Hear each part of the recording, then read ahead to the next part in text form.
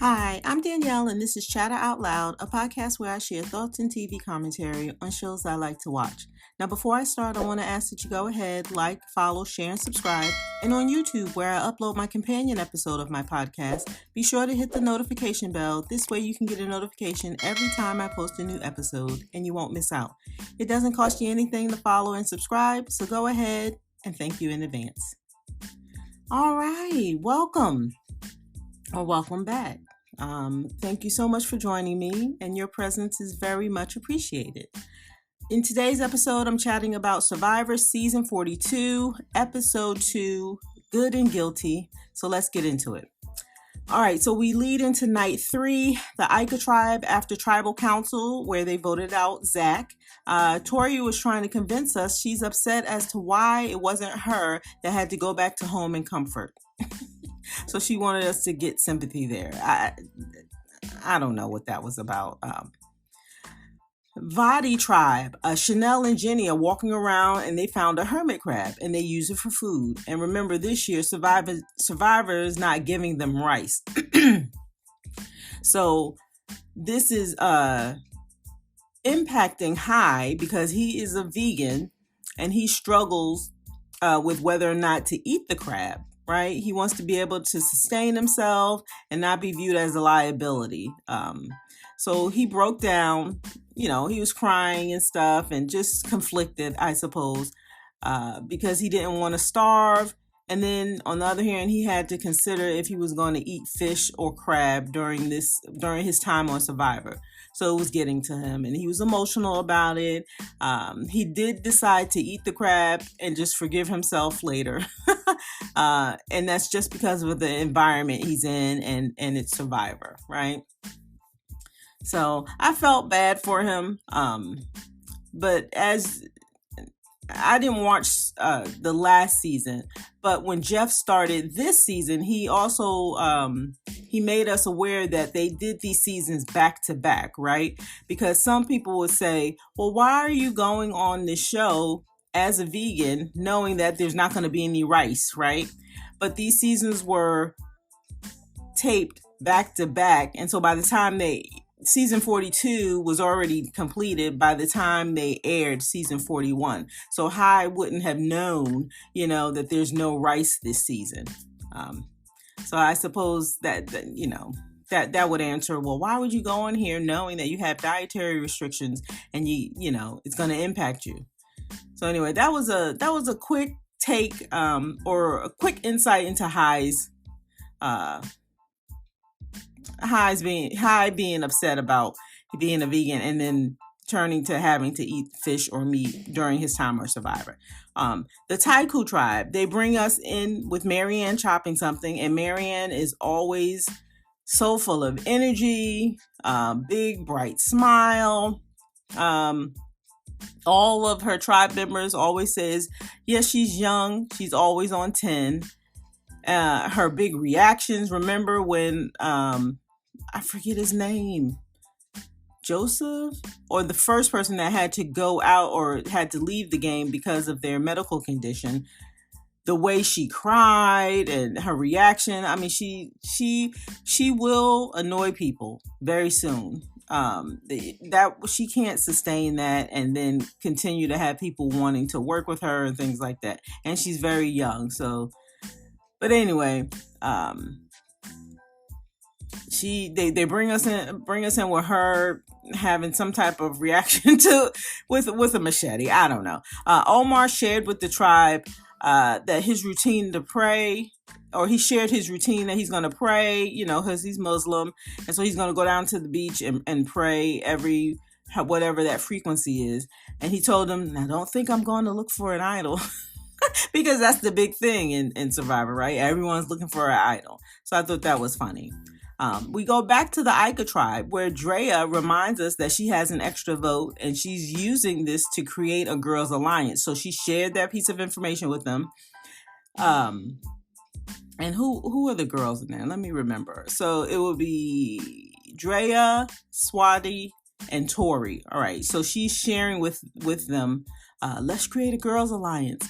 And I have this extra vote, and she's telling them all about it. As soon as she leaves, Swati and Tori starts talking about, oh, this is a threat.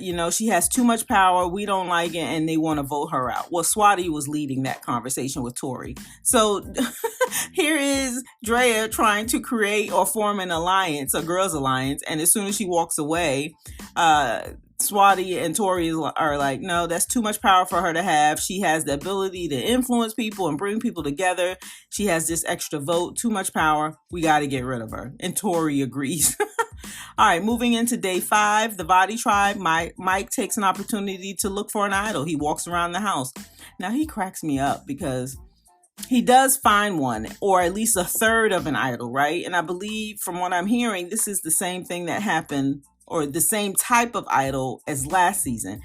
He finds a 3-way shared immunity. The other 2 idols have to also be found in order for it to have power.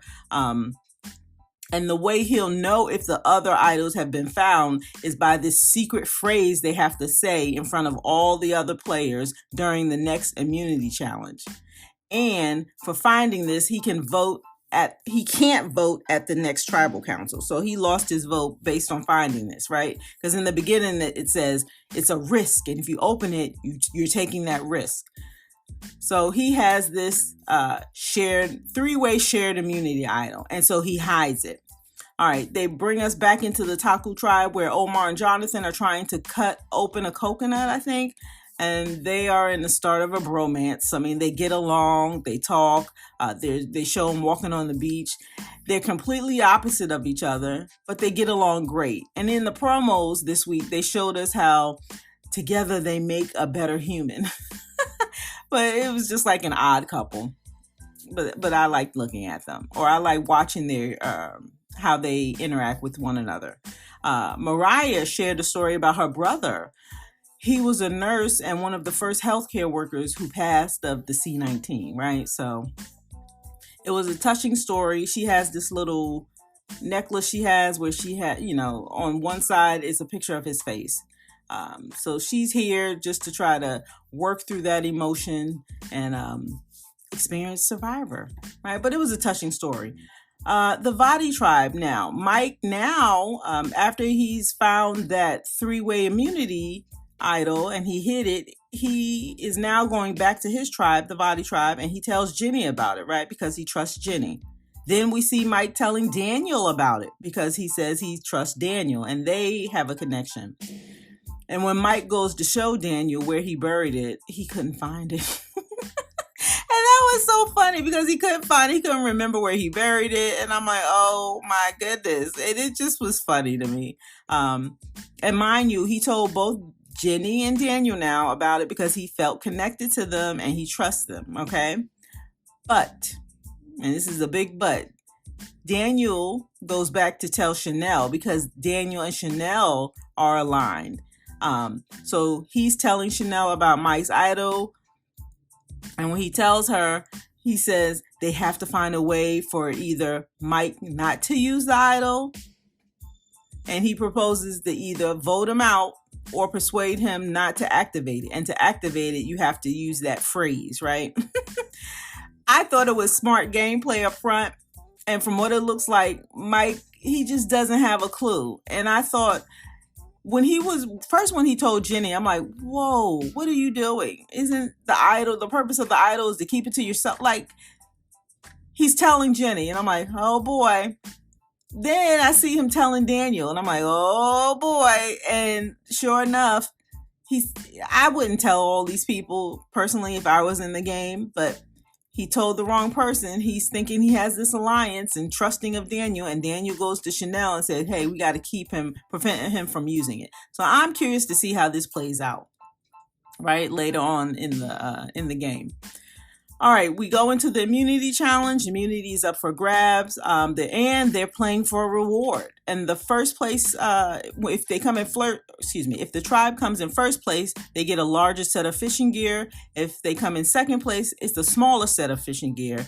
And for the Ica tribe specifically, since they lost the last immunity challenge, if they come in first or second place, they win their flint back, right? So what we're seeing this season is when they lose, if they lose at immunity challenge, they lose their flint. And the only way they can get it back is now by winning an immunity challenge, coming in first or second place, now that we have the 3 tribes. So that's interesting. All right, the other tribes see that Zach is voted out when they're coming in to play the game. Marianne has this huge reaction, and of course Jeff, he focuses in on it, and that's what I'm saying. She has, so she's good TV, yes, but it's too much attention, and this is gonna get annoying very quickly, very, very quickly. All right. All right, anyway, they see that Zach has been voted out, and Marianne has this huge reaction. Jeff focuses on this reaction, asks her, like, what is that about and all that? And she's like, well, he's the type of white guy she's attracted to. She went into this whole, I don't know. I don't even want to go into Marianne, but I'm like, Marianne, are you on the right show? Because she was talking about how attracted she was to him and how she fails in love. I don't know if she was trying to garner sympathy. This is her personality. She's too bubbly for my liking. You know, it's just too much. But I guess it's good TV, like I said. Anyway, the challenge was really interesting. It's a blindfold challenge. I guess this is also, I haven't watched Survivor for years, by the way, but I guess this is also a familiar challenge, right? So the tribe is blindfolded with one person left on the tower to direct them through the course, right? And through the course, they have to pick up the puzzle pieces that are in the bag, come back, and then put the puzzle together blindfolded, still with the one person guiding them on how to put the puzzle together, right? This was a hard and dangerous challenge, in my opinion. People were bumping into poles, different parts of the course. Roy, he hit something really hard and let out this big cry. Someone hit their head on the pole. It was dangerous to me. And I'm like, oh my goodness, but it was fun to watch. In the end, first place was the Vadi tribe, second place was the Aiku tribe, and the last place, or who lost the challenge, was the Taku tribe. So the Taku tribe is going to tribal council. And of course, after the tribal council, they bring you back to that tribe's shelter. Omar and Jonathan are talking through who should go, and they boiled it down to Mariah and Marianne. Mariah says Marianne thinks Marianne should go. Marianne thinks Mariah should go. Mariah plans to put her name in the take your shot. What is that called? Shot in the dark. Shot in the dark. So Marianne plans, she's thinking about doing that, but she wasn't quite sure yet. Then we remember Marianne has a second vote. Remember, because she was part of that risk your vote with Jenny, Drea, and Mary and herself, right? At the same time, Marianne went to look for an idol, only to run into the other girls and quickly says, "Oh, I was looking for the flowers you guys had." And it's like, oh my God. Now, both of them know that she's looking for an idol, but she tried to play it off and turn and stuff. It's just like, oh, that was funny. Jonathan doesn't want Marianne to go because he's bonded with her. Omar definitely doesn't want Mariah to go. And so they show us how they're conflicted and it's going back and forth. But Omar definitely did encourage Mariah to play her shot in the dark. All right, so night 5, we get to tribal council. Jeff does what he does. He's talking to the tribe to get their thoughts. The discussion in Survivor at this point is ultimately for the contestants to share their thoughts, and it gives you info and insight into like how they're thinking, their insight into the strategy and stuff like that. Lindsay talks about being level-headed. Marianne begins to talk about subsections of plans. Then she gets all hyped up. She's rattling off all this stuff.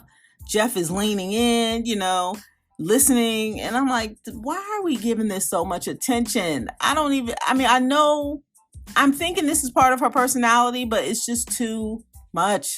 It's too much. All right. Everyone smiles when Marianne's talking. It's cute now, but I'm telling you, it's going to wear off soon. Very, very soon. I'm certain of it. I'm certain. You cannot always be on 10. You just can't. She's not going to be able to sustain that and have the other people in the tribe want her around. So I don't know what's going to happen. Marianne she can be adorable, but she's always quote unquote on, and that can be a lot. All right, when they voted, I like how they wrote the names Mary, like they started to write the name and then they faded the camera out, so we couldn't see if they were writing Mariah or Marianne, right? Because both of their names start with Mary. So I thought that was pretty cool editing. Mariah played her shot in the dark, so she took Omar's advice, but she was not safe, so any votes that were made against her counted. And in the end, they voted out Mariah. They wanted Marianne to stay more, right? And I'm not sure because they all of them talked about, Marianne being on 10. And I don't know. We'll see if this is the right decision. So what do you think about the episode? We had a girls' alliance that came and went, right? Drea was in good faith trying to create like a bond with the girls. As soon as she walked away, Swati and Tori were like, we got to get her out. Mike is telling people about his idol and Daniel's already planning to either vote him out or prevent him from using it. So it's pretty interesting so far. We're going to see more as the season continues. So you have to tell me what you think, right? So leave me a comment and let me know. I'll be back next week with another recap, and we'll just have to see where it goes from there. All right, and that's all I have. So be sure to come back and give me a listen. I'd love for you to like, share, follow, and subscribe. You can also leave me a comment, leave me a message. If you're listening to the podcast, there's a link to leave me a message right on the landing page, so check that out. All right. And my name is Danielle, and you're listening to my podcast, Chatter Out Loud. Thank you so much for joining me. And as always, I appreciate your support. And that's all I have. Excuse me. That's all I have. Thanks again for listening, and I'll talk to you next time.